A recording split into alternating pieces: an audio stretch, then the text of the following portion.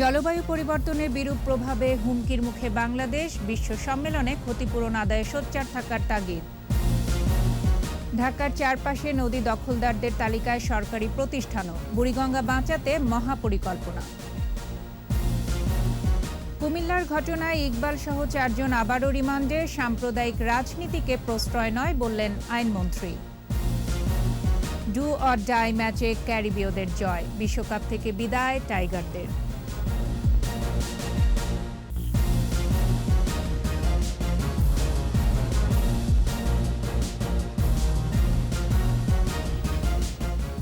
শুনছিলেন first security ইসলামী bank limited সংবাদ শিরোনাম। রাত 9টার 21 সংবাদে প্রত্যেককে আমন্ত্রণ জানাচ্ছি। আমি ফারজানা আখি। দর্শক, 21 টেলিভিশনের সংবাদ একই সাথে সরাসরি দেখতে পাবেন আমাদের ফেসবুক পেজ www.facebook.com/2124 অনলাইনে। জলবায়ু পরিবর্তনের বিরূপ প্রভাবে আর্থসামাজিক ও মানবিক বিপর্যয়ের হুমকির মুখে বাংলাদেশ। বিশেষজ্ঞরা বলছেন, বৈশ্বিক তাপমাত্রা আর মাত্র 0.5 ডিগ্রি বাড়লেই খরায় পড়বে দেশের উত্তর ও মধ্যাঞ্চল। এ অবস্থায় আসন্ন জলবায়ু সম্মেলনে ক্ষতিপূরণ আদায়ে ভূমিকা রাখার আহ্বান বিশেষজ্ঞদের। মানিক শিকদারের রিপোর্ট। বিশ্বজুড়ে শিল্পের প্রসার, দীর্ঘদিন ধরে কয়লা ও তেলের মতো জীবাশ্ম জ্বালানি পোড়ানোর ফলে বিপুল পরিমাণ ক্ষতিকারক গ্যাস ও কার্বন নিঃসরণে বাড়ছে উষ্ণতা। এর প্রভাবে প্রকৃতিও হয়ে উঠেছে বিরূপ। বরফ গলছে, বাড়ছে সমুদ্রপৃষ্ঠের উচ্চতা, সেই সাথে বাড়ছে দাবানল, বন্যা ও ঘূর্ণিঝড়। কার্বন নিঃসরণে উন্নত দেশগুলো দায়ী হলেও ক্ষতিগ্রস্ত হচ্ছে বাংলাদেশ সহ তৃতীয় বিশ্বের দেশগুলো। ক্ষতি মোকাবেলায় এরই মধ্যে 200টি দেশকে কার্বন নিঃসরণ কমাতে বলা হয়েছে। 2030 সাল পর্যন্ত তাদের কর্মপরিকল্পনা তুলে ধরতেই 1 নভেম্বর থেকে স্কটল্যান্ডের গ্লাসগোতে হতে যাচ্ছে বিশ্ব জলবায়ু সম্মেলন।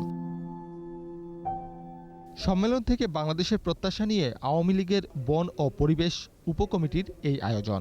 জলবায়ু পরিবর্তনের প্রভাব ও সংকটের চিত্র উঠে আসে আলোচনায়। 2050 সালের মধ্যে তাপমাত্রা শূন্যে নামিয়ে আনার তাগিদ দেন বক্তারা। অতিবৃষ্টি হচ্ছে, আবার আমাদের অতি খরাও হচ্ছে। এই বিষয়গুলি নিয়ে যদি আমরা আন্তর্জাতিক সম্প্রদায়ের সাথে দর কষাকষি করতে পারি। সবচেয়ে বেশি কার্বন নিঃসরণ করা দেশগুলো 2020 সালের মধ্যে ক্ষতিগ্রস্ত দেশগুলোকে $100 বিলিয়ন প্রতিশ্রুতি থাকলেও কথা রাখেনি তারা। এই অবস্থায় ক্ষতিপূরণ আদায়ে ভূমিকা নেওয়ারও তাগিদ আসে আলোচনা থেকে। 50 ভাগ অর্থ যাতে অভিযোজন, যাতে আমরা যারা ক্ষতিগ্রস্ত তাদেরকে দেওয়া হয়। যে দেশগুলো এই জলবায়ুর যে বা গ্লোবাল ওয়ার্মিংয়ে ভূমিকা রেখেছে, উন্নত বিশ্ব, তাদেরকে অ্যাকাউন্টেবল করা। সাধারণ মানুষ খেয়ে পরে বাঁচতে পারবে না, পৃথিবীতে খাদ্য থাকবে না। খাদ্য না থাকলে অভাব হবে, অভাব থাকলে দুর্ভিক্ষ ছাড়া। এখন রাজনীতি বদলে যাবে, রাজনীতি বদলে গেলে যুদ্ধ হবে।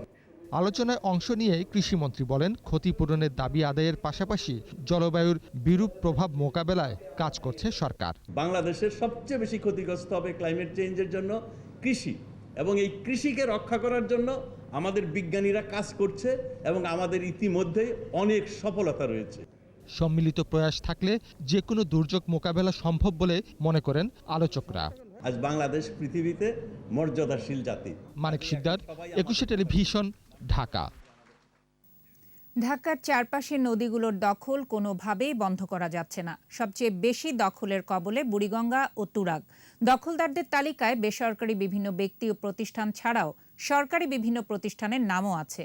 দখলমুক্ত করতে অভিযান চালানো হলেও কিছুদিনের মধ্যে আগের অবস্থায় ফিরে যায় নদীগুলো। সাইদুল ইসলামের রিপোর্ট।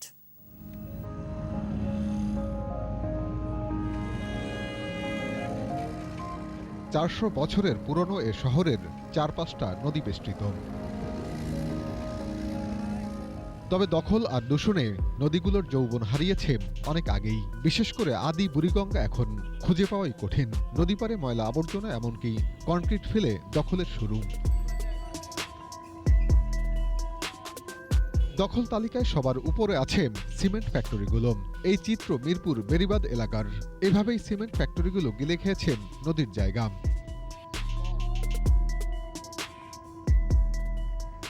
শুধু সিমেন্ট ফ্যাক্টরি নয়, বেসরকারি আরও অনেক প্রতিষ্ঠানও নদীর জায়গা দখল করেছেন সরকারি প্রতিষ্ঠানও। নদী এই পর্যন্ত না, আমরা তো দেখছি এই নদী ওই পর্যন্ত। সবই তো আসলে নৌকা চলতো না, এগুলো নৌকাকে তো পুলিশ বাড়ি পুরাটাই নদীর মধ্যে। পুরাটা না হইলেও মনে করেন যে বেশ অর্ধেকটা গেছে। এই যে এখানে আরেকটা আছে, এই যে ওই ফ্যাক্টরি দেখেন, ওইটার ফিলার কই আর হ্যাঁ আইছে কোথায়। বুড়িগঙ্গার পারে এই পাওয়ার প্ল্যান্টটি গড়ে ওঠায় বছরখানেক আগে কিছু অংশ উচ্ছেদ করা হয়েছিল। সীমানা প্রাচীর ভেঙে দখলমুক্ত করা হলেও কয়েক মাসের মধ্যে আবার আগের অবস্থা। স্থানীয়রা জানান, সবার সামনেই চলছে দখল উৎসব। মাছ ধরছে এই জায়গায় বসে দিয়া, সবই ছিল এদিকে, এখন তার খাল বুঝাই যায় না। এখন বাড়িঘর বানাইতেছে, স্ট্যান্ড বানাইতেছে, দোকান বানাইতেছে। এই যে ইদানি কিছুদিন আগেই তো মানে এত বড় বড় বিল্ডিং ছিল না। আমরা ছোটবেলায় গোসল করছি, কত পানিতে মাছ ধরতে সবই করছি ভাই।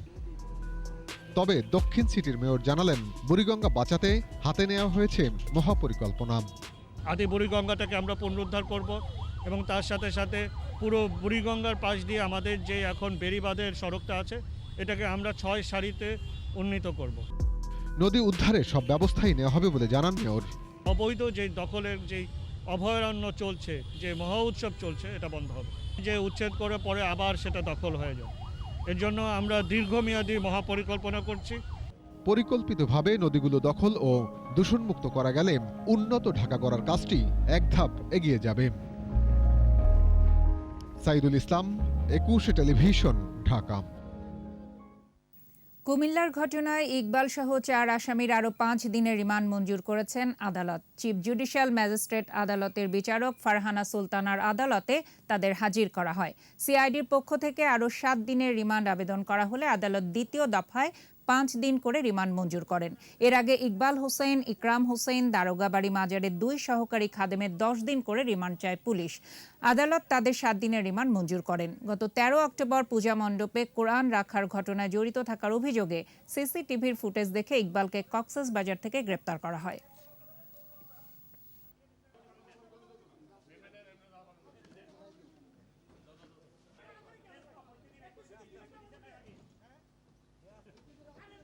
আমরা 7 দিনের রিমান্ড চেয়েছি, 5 দিনের রিমান্ড বিজ্ঞ আদালত সন্তুষ্ট হয়ে মঞ্জুর করেছে। গুরুত্বপূর্ণ তথ্য পাওয়া গেছে, আমরা আরও তথ্য নেওয়ার জন্য 5 দিনের রিমান্ডে নিয়ে দিতে। এদিকে বাংলাদেশ কখনোই সাম্প্রদায়িক রাজনীতিকে প্রশ্রয় দেবে না বলে মন্তব্য করেছেন আইনমন্ত্রী অ্যাডভোকেট আনিসুল হক। ব্রাহ্মণবাড়িয়া উপজেলা পরিষদ মিলনায়তনে ভারত সরকারের দেয়া 2টি লাইফ সাপোর্ট অ্যাম্বুলেন্স হস্তান্তর অনুষ্ঠানে মন্ত্রী আরও বলেন, যতক্ষণ পর্যন্ত বঙ্গবন্ধুর আদর্শ এবং বাংলাদেশ জীবিত থাকবে ততক্ষণ পর্যন্ত সাম্প্রদায়িক সম্প্রীতিও জীবিত থাকবে। অনুষ্ঠানে গেস্ট অব অনার ছিলেন ভারতীয় হাইকমিশনার বিক্রম কুমার দোরাইস্বামী। তিনি বলেন, করোনার দ্বিতীয় ঢেউয়ের সময় ভারতের প্রয়োজনে বাংলাদেশ পাশে দাঁড়িয়েছিল। বাংলাদেশের জনগণের কল্যাণেও ভারত সহায়তা করতে প্রতিশ্রুতিবদ্ধ। যতক্ষণ পর্যন্ত জাতির জনক বঙ্গবন্ধু শেখ মুজিবুর রহমানের আদর্শ জীবিত থাকবে, যতক্ষণ পর্যন্ত বাংলাদেশ জীবিত থাকবে, ততক্ষণ পর্যন্ত আমাদের সাম্প্রদায়িক সম্প্রীতিও জীবিত থাকবে। বাংলাদেশের ঘনিষ্ঠ বন্ধু হিসেবে জনস্বাস্থ্য ও জনগণের কল্যাণের জন্য ভারত তার সামর্থ্য অনুযায়ী বাংলাদেশকে সহায়তা করতে প্রতিশ্রুতিবদ্ধ।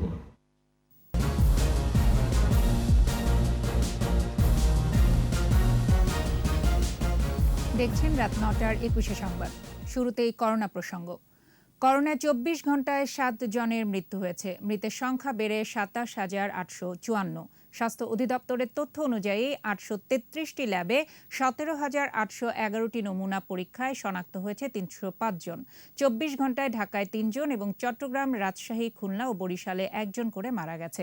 271 জন সহ এ পর্যন্ত সুস্থ হয়েছে 15,32,966 জন। পরীক্ষার বিপরীতে দৈনিক সংক্রমণ হার 1.71%, মৃত্যুর হার 1.78%।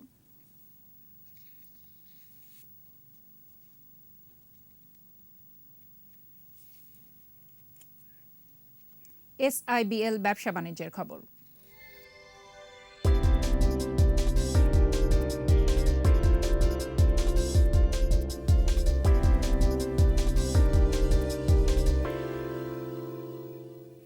সপ্তাহের ব্যবধানে বেড়েছে সব ধরনের সবজির দর। কিছুটা কমেছে মুরগি, পেঁয়াজ ও কাঁচামরিচের দাম। বেড়েছে ভোজ্য তেল ও মুসুর ডালের দর। বাজারে ইলিশের সরবরাহ প্রচুর, তবে দাম সাধারণ ক্রেতার নাগালের বাইরে। মিনালা দিবার রিপোর্ট। বাজারে শীতের সবজির সমারোহ, তবে দাম চড়া। এক সপ্তাহের ব্যবধানে প্রায় সব ধরনের সবজির দাম কেজিতে 5 থেকে 10 টাকা বেড়েছে। বেগুন 50 টাকা, ফুলকপি প্রতি পিস 40 থেকে 50 টাকা, উচ্ছে 80, টমেটোর কেজি 120 টাকা। বিক্রেতাদের একই অজুহাত, সরবরাহ কম। গাজর আছে 120, 110, শসা আছে 50 টাকা কেজি। এখন বর্তমানে একটু আমদানি কম, এই কারণেই জায়গায় মাল নাই, এর লাগি দাম বাড়তি। কিছুটা কমেছে পেঁয়াজ, কাঁচামরিচের দাম। দেশি পেঁয়াজ 65 টাকায় বিক্রি হচ্ছে, তবে দেশি মুসুর ডালের দাম বেড়েছে কেজিতে 10 টাকা। সয়াবিন তেল বিক্রি হচ্ছে 155 টাকা লিটার দরে। দেশি মসুর ছিল 100 টাকা, এখন 110 টাকা। চিনি খোলাটা 80 টাকা বিক্রি করতেছি, প্যাকেট চিনি 85 টাকা বিক্রি করতেছি। বাজারে প্রত্যেকটা কোম্পানি দাম বাড়াইতেছে, সপ্তাহ যাইতে দাম বাড়াইতেছে, সপ্তাহ যাইতে দাম বাড়াইতেছে। তেল কিনতে যান, চাউল কিনতে যান, সব কিছুই ঊর্ধ্বগতি। এমনকি কাঁচা বাজার করছি, সেটাও সব কিছুর ঊর্ধ্বগতি। সরকার বাজার মনিটরিং করে না বিধায় আজকে এই অবস্থা। বাজারে ইলিশের সরবরাহ প্রচুর, তবে দাম এখনো চড়া। 1100 টাকা কেজি, 1 কেজি উপর যেগুলা, আর 900 গ্রাম, 800 গ্রাম 900 টাকা কেজি। গত সপ্তাহের তুলনায় এই সপ্তাহে প্রত্যেক মাছ কেজিতে 50 টাকা, 100 টাকা কম আছে। সব ধরনের মুরগির দাম কিছুটা কমেছে। আগের দামেই বিক্রি হচ্ছে গরু ও খাসির মাংস। মিনালা দিবা, একুশে টেলিভিশন, ঢাকা। আবারও বিরতি, যখন ফিরছি তখন অন্যান্য খবরের সঙ্গে আরও যা থাকবে।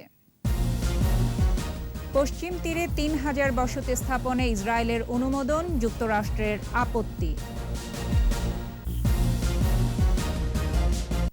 আর এরই সাথে শেষ করছি রাত 9টার 21 সংবাদ। তবে যাবার আগে ফার্স্ট সিকিউরিটি ইসলামী ব্যাংক লিমিটেড সংবাদ শিরোনামগুলো জানাচ্ছি আরও একবার। জলবায়ু পরিবর্তনের বিরূপ প্রভাবে হুমকির মুখে বাংলাদেশ, বিশ্ব সম্মেলনে ক্ষতিপূরণ আদায়ে সোচ্চার থাকার তাগিদ। ঢাকার চারপাশে নদী দখলদারের তালিকায় সরকারি প্রতিষ্ঠানও, বুড়িগঙ্গা বাঁচাতে মহাপরিকল্পনা। কুমিল্লার ঘটনায় ইকবাল সহ 4 জন আবারও রিমান্ডে, সাম্প্রদায়িক রাজনীতিকে প্রশ্রয় নয় বললেন আইনমন্ত্রী। এবং ডু অর ডাই ম্যাচে ক্যারিবীয়দের জয়, বিশ্বকাপ থেকে বিদায় টাইগারদের।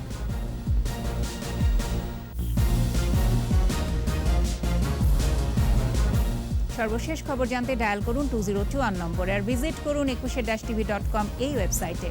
এছাড়া ফেসবুকে লগ ইন করতে পারেন facebook.com/2124 অনলাইনে। পরবর্তী সংবাদ রাত 11টায় দেখার আমন্ত্রণ রইল। স্বাস্থ্যবিধি মেনে চলুন, সুস্থ থাকুন, 21-এর সাথেই থাকুন।